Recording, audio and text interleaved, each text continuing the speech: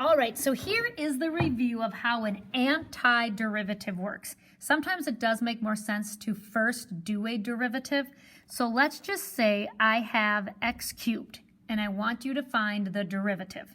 The steps that you take, step one was, remember, you multiplied the exponent out front. Okay, so the first thing you did was we multiplied the exponent, giving you a 3. We still had an x. That led to the second step, which said that we had to minus or subtract 1 from the exponent. And again, this is the derivative. So if my original exponent was 3 and I minus 1, I'd be down to 2. When you are doing an antiderivative, you are doing this whole process backwards and in reverse. So let's again go to x to the power of 3.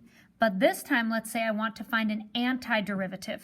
So we go to the last step for finding a derivative, and you have to do this in reverse. So the last thing we did was we minused 1 from the exponent. So the first thing you do here is the opposite. You add 1 to the exponent. So the exponent was originally a 3. If I add 1, now it's a 4. Then what you did before was you multiplied the exponent. We have to do the opposite, so we go ahead and divide the exponent. Or you're multiplying by 1 over. So this 4 would go down underneath. Then last but not least, you have to realize that a constant is just a number. It has a derivative of 0.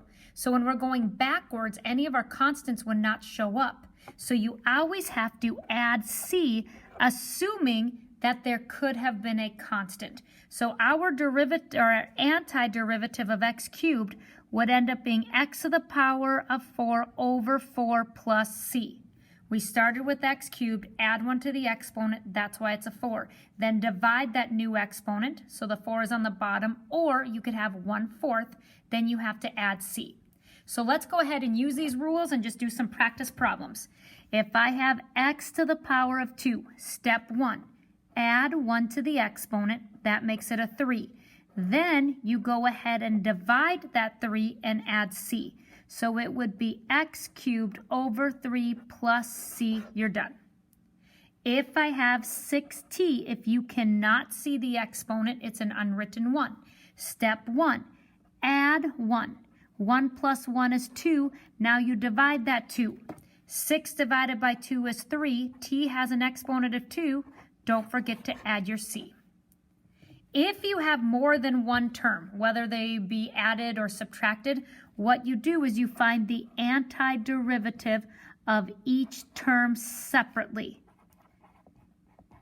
So I'd have the antiderivative of 2x dx, just indicating that's the notation that I'm finding the antiderivative, minus the antiderivative of 3 dx. So if I have 2x, I can't see an exponent on x, so it's an unwritten 1. Step 1, add 1 to the exponent. That makes it a 2. Then if you divide by 2, 2 divided by 2 would just be a 1, so that would be x squared.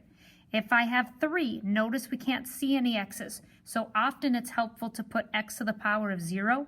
Then if I add 1, 0 plus 1 is 1. If I divide that 1, 3 divided by 1 would be 3. Oh, sorry, that's a minus sign. My bad, it's right there. So I had x squared minus 3 divided by 1 is 3. We'd have an x plus c. Okay, next one. There is a rule. If you are taking the antiderivative of 1 over x, or 1 over u, or 1 over any variable, it is the natural log of the absolute value of x. If this were to be 1 over u, it'd be the natural log of the absolute value of u. The reason it's an absolute value, there is no natural log that has a value that is negative. If you put like the natural log of negative 0.5, it's going to be undefined. The natural log of negative 2 is undefined. Natural logs only have values for positive numbers. So you would have the natural log of the absolute value of x, again, plus c. If it is an e term, again, it's very similar to finding the derivative of an e term. in the aspect that the e itself, in this case e to the power of 3x, that will be part of your answer. But when you're finding the derivative, what you do is you find the derivative of the exponent and you multiply it out front. Since we're doing the antiderivative, you find the derivative of the exponent and you divide it out front. So the derivative of 3x would be 3. So you are taking that 3 and you're dividing it. So you would have 5 over 3 e to the 3x. Again, if it's an e term, you'll notice that the e itself, along with its exponent, is there. Find the derivative of the exponent, but rather than multiplying it, you divide it. Number 6, if you have a radical, first thing that you want to do is go ahead and change that into fraction form. So this is t to the power of 4/3 dt. When you are finding the antiderivative, step 1 is you're adding 1. Well, if I'm adding 1 and I have a fraction, you have to have the common denominator. So I'm actually adding 3 over 3. That means that my new exponent is 7/3. Well, when I go ahead and I divide by 7/3, you can't divide a fraction. So what you're really doing is multiplying by the reciprocal, which would make this 3/7 t to the 7/3.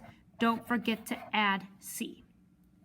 Next one, if you have more than just a single variable, like here it's 1 over x, that's a natural log. This is not a natural log because it's t to the power of 3. If it were just a t, you could do a natural log. This is the same as t to the negative 3rd power because it was on the bottom. So if I have t to the negative 3rd power, if I add 1, it's negative 2. Now I divide that negative 2. So that's the same thing as negative 1 over 2. T has an exponent of negative 2 plus c.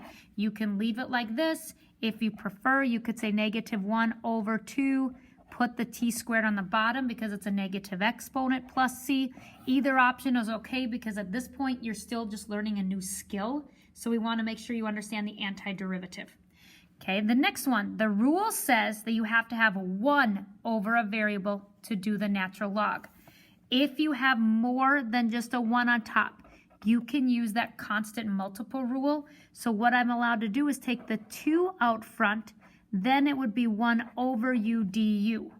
This allows me to use the natural log. So it'd be 2 times the natural log of u plus c. And that is everything that you need to know in order to conquer that quick quiz. I hope that helped, and I'll talk to you later.